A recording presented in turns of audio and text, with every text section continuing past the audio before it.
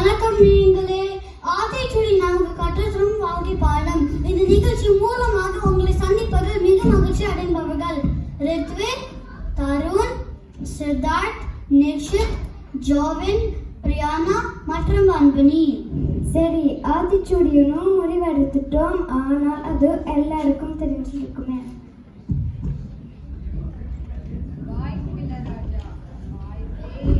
என் பேரு ராஜா இல்ல.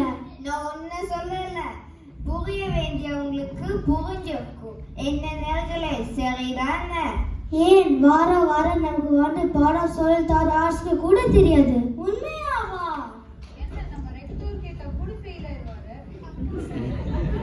சவுண்ட் பத்தல. ஒரு ஆத்திச்சூடி மாசம் போகலாம்.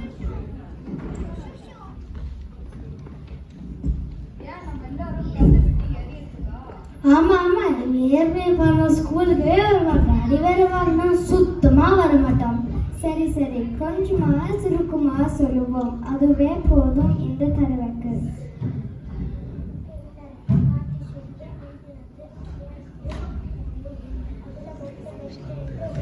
சவுண்ட் ஏத்த பண்ணலாம். ரெண்டாவது கோல் ஆண்டி இப்பதான் யோசிச்சுட்டாங்க. அது யாரா இருந்தாங்கன்னு. உண்மையா அப்படியாதான் எழுதுனாங்க ஆண்டி.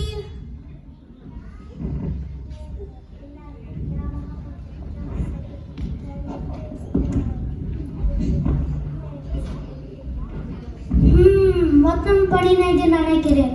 என்னது நினைக்கிறியா? சரி விடு, நம்ம நேர்கிட்ட கேட்போம். வேண்டாம் வேண்டாம், நம்ம கேட்க ஆரம்பிச்சோன்னே ரெண்டு அக்காங்களும் வெளியில போயிடுவாங்க. எங்க அப்பா வந்து போனை பார்க்க ஆரம்பிச்சிருவாங்க. எதுக்குடா? எதுக்கா? உங்களுக்கு கேள்விதான் வரும், பதில் எல்லாம் வராது.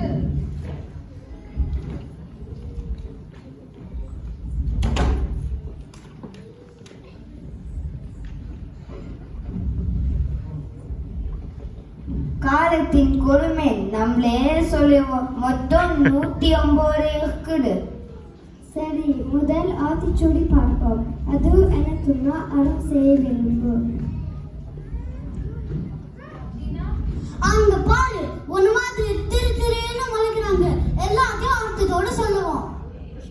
அறம் செய்வருவனால் நல்ல செயல்களை செய்வதற்கு மன விருப்பம் கொள்ள வேண்டும். உதாரணத்துக்கு எளியவர்களுக்கு உதவுதல், கஷ்டப்பருக்கு பணம் கொடுத்து உதவுதல், இயற்கை சீற்றத்தால் பாதிக்கப்பட்டு உதவுதல். எல்லா வரையும் நம்ம ஆசைப்பட்டு செய்யணும்.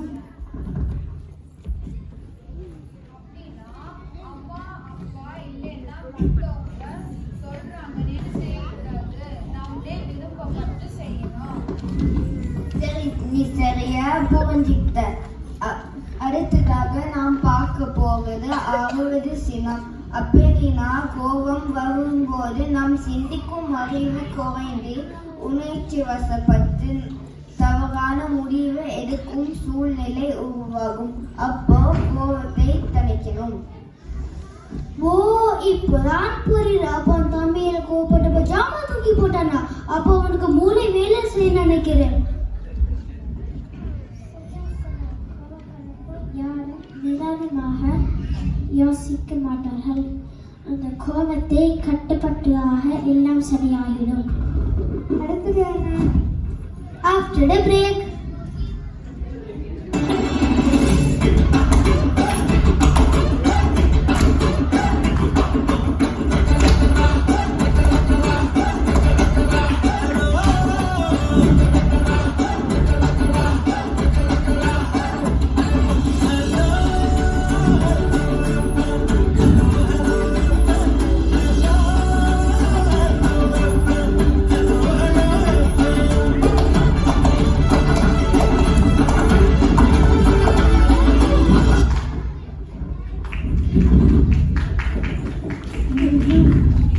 I am so exhausted.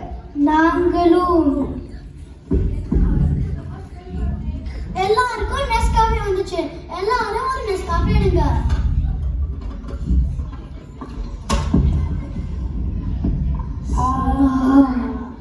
Fresh Nescafe always best.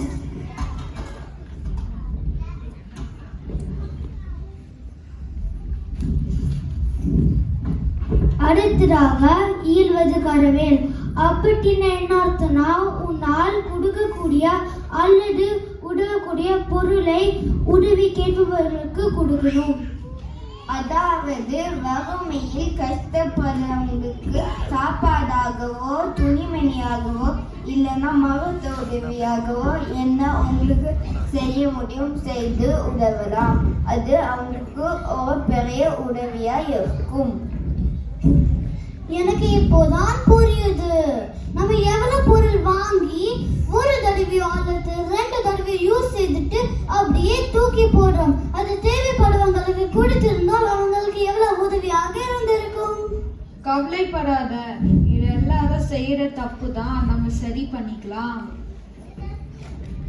அடுத்தது ஈவல் விளக்கில். அப்படின்னால் என்ன?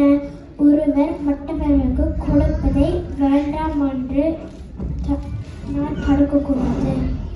உதவி செய்வதை யாராவது தடுப்பாங்களா? ஏன் தடுக்க மாட்டாங்க? நல்லாவே தடுப்பாங்க. சொல்றேன் கேளு. எல்லாருக்கும் ஃப்ரெண்ட்ஸா இருக்க முடியுமா? முடியாது. அப்ப நமக்கு வேறாதவங்களுக்கு நம்ம ஃப்ரெண்ட் உதவி செய்யும் போது நம்ம தடுக்க கூடாது. ஓ, அப்படியே சொல்ல வகையா? இப்பதான் எனக்கு புரியுது. அடுத்தது என்ன? After the break.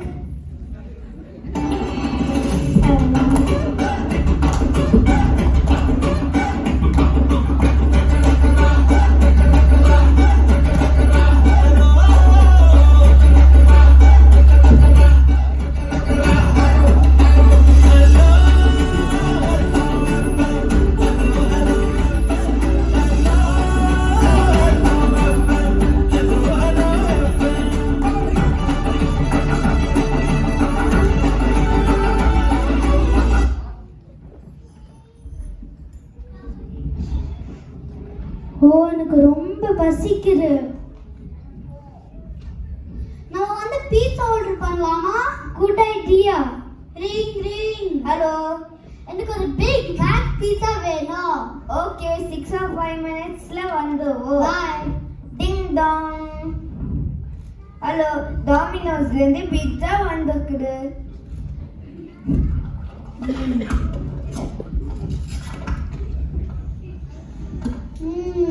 Too tasty to share. உங்களுக்கு டாமினோஸ் பீட்சா வேணும்னா கால் 606060.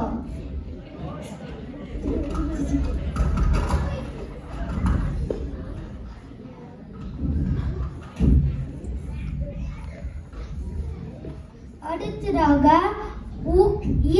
உடையடு விளம்பேல்.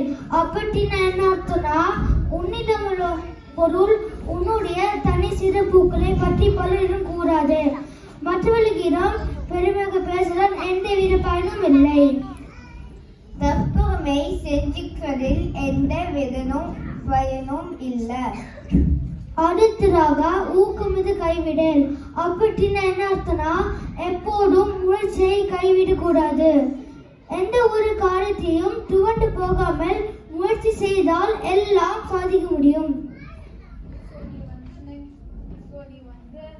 எந்த வேலையும் இருந்தா தொடங்கிக்கலாம்னு சொல்ற.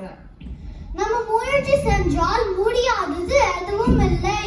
எந்தவித சொந்த பந்தங்களும் இல்லாமல் இந்த வெதரை ஏற்றுக்கிட்டு மொழி தெரியாத நாட்டில் வந்து வேலை பார்த்துக்கிட்டு நம்மளையோ வளர்த்துக்கிட்டு இருக்காங்களே நம்ம அம்மா அப்பா. இது எவ்வளவு பெரிய முயற்சி.